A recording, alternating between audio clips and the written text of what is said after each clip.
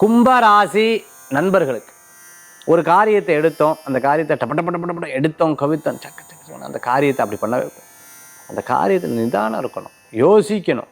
இதனால் என்ன பின்விளைவு, என்ன சக்ஸஸ், என்ன ஃபெயிலியர், என்ன லாஸ், என்ன எதெல்லாம் நம்ம லூஸ் பண்ண போகிறோம், எதெல்லாம் நம்ம ஜெயிக்க போகிறோம். இதில் ரொம்ப இந்த ஸ்ட்ராட்டஜி ரொம்ப ரொம்ப ரொம்ப ரொம்ப முக்கியம். அது இல்லாமல் நம்ம அவசரப்பட்டுவிட்டோம் போச்சு.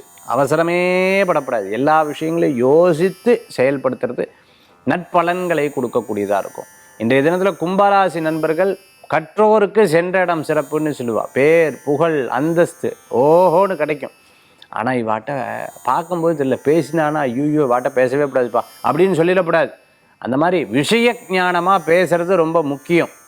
யாரை பற்றி யார்ட்டையும் சொல்லாதீங்க.